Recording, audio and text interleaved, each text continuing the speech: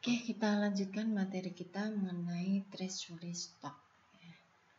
Apa itu treasury stock? Oke.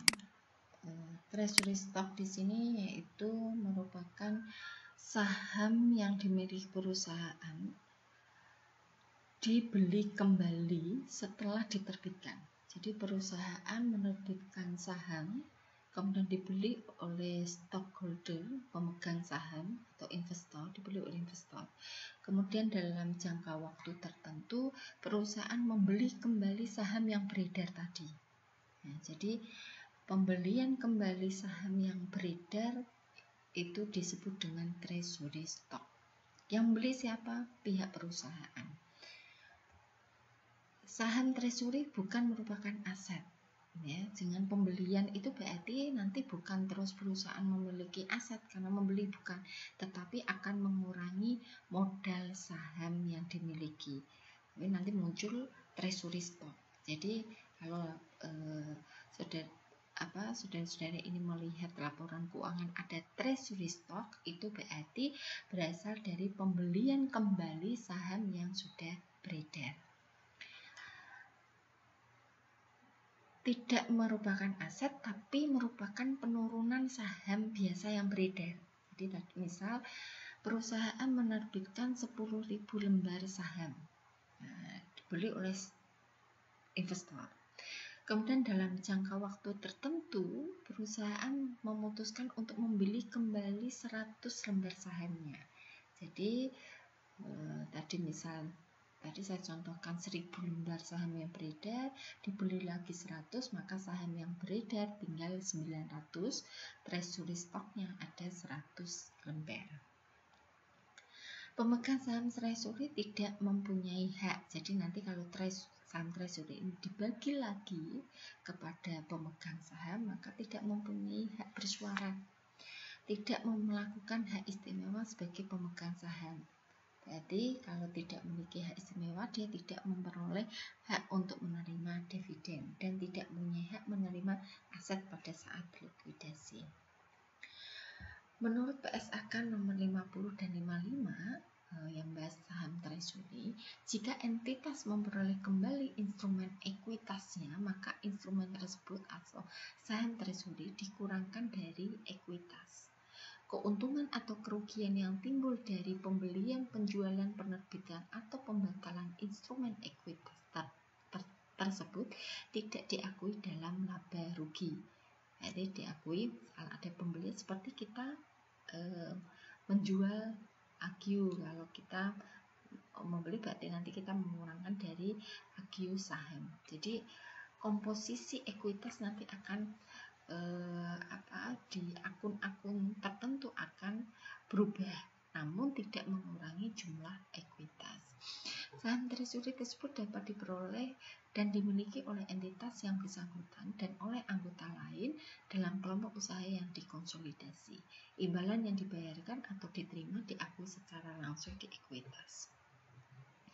Nilai saham treasury yang dimiliki diungkap secara terpisah. Biasanya ini nanti coba lihat kalau di neraca ada treasury stock, penjelasannya di catatan atas laporan keuangan. Entitas mengungkap sesuai dengan PSAK 7. Jadi kan perusahaan di ekuitasnya tidak muncul treasury stock, namun di penjelasan di CALK-nya akan diperjelas ada treasury stock-nya berapa. Oke, kemudian kenapa sih perusahaan membeli kembali saham yang beredar? Ada beberapa alasan untuk treasury stock, yaitu yang pertama untuk menaikkan harga pasar. Jadi dengan saham yang beredar itu semakin banyak, nah, apalagi kalau perusahaan sedang turun kinerjanya akan mengurangi minat dari investor. Kalau minat investor berkurang, otomatis harga pasarnya turun. Oleh karena itu jumlah saham yang beredar dibeli kembali supaya apa? Investor akan tertarik karena jumlah saham yang beredar sedikit, otomatis nanti kalau ada pembagian dividen dia akan memperoleh hak untuk memperoleh dividen, peluangnya semakin besar. Jadi dengan adanya treasury stock bisa menaikkan harga pasar saham. Yang berikutnya memperbesar laba per saham dengan mengurangi jumlah saham yang beredar. Jadi kalau misal tadi ya kita membagi dividen 10 juta, namun lembar sahamnya itu ada 10.000. Nah, otomatis jumlahnya 10 juta dibagi 10.000, per lembarnya hanya 1.000. Beda kalau tadi dibeli kembali ya, jadi 10.000 lembar 10.000 lembar dibeli kembali 2.000 misal, berarti ada 8.000 lembar. Kalau saham dividen tadi 10.000, berarti 10.000 dibagi 8.000. Otomatis kalau tadi 10.000 dibagi 10.000 itu adalah 1.000 rupiah.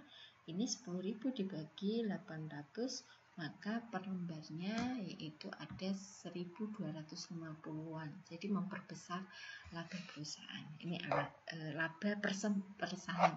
Nah, memperbesar laba atau perolehan dividen per sahamnya. Alasan berikutnya yaitu menaikkan rasio hutang terhadap ekuitas. Jadi ekuitasnya dilihat dari modal sahamnya. Kemudian berikutnya akan dijual kembali kepada karyawan.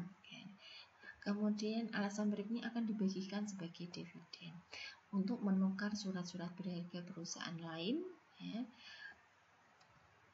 Untuk pencatatannya ada 2 metode pencatatan pembelian kembali saham yang beredar atau treasury stock, yaitu ada cost method dan par value method. Cost method di sini yaitu treasury stock dipandang sebagai penghentian peredaran sebagian saham yang beredar. Dalam pencatatan treasury stock menggunakan cost method, treasury stock itu dicatat sebesar harga pasar.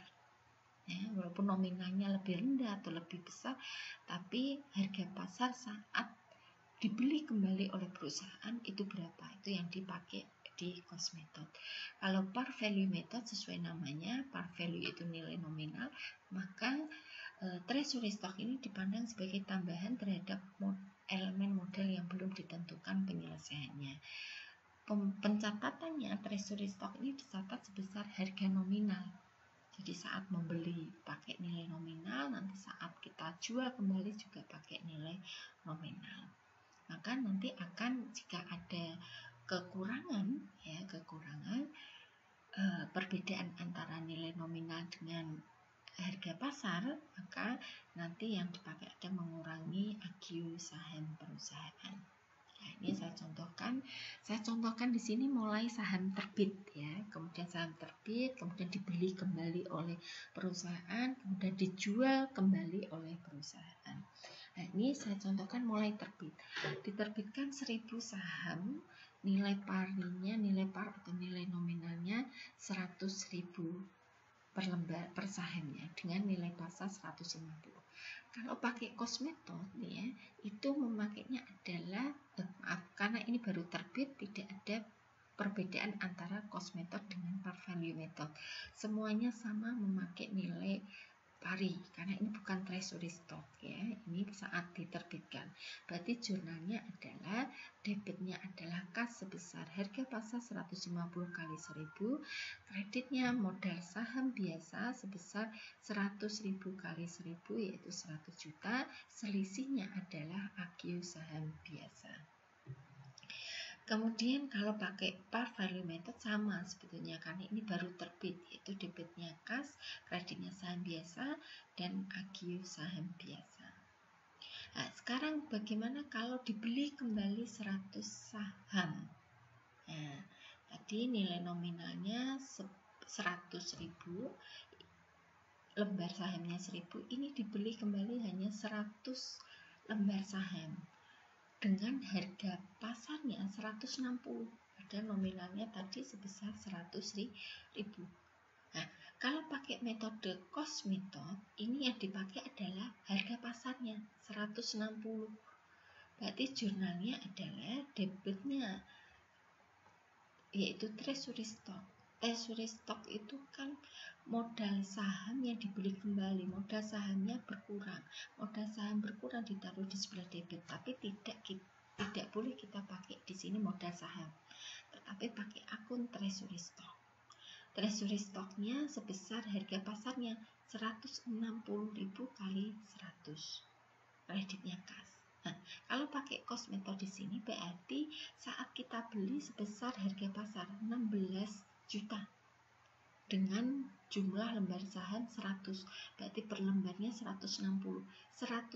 Jika treasury ini kita jual kembali, maka nilai nominalnya dianggap sebesar yang 160.000 harga pasar saat dibeli kembali. Beda dengan par value method. Kalau par value method kita pakai nilai nominal. Berapapun harga pasar treasury tetap kita pakai nilai nominal.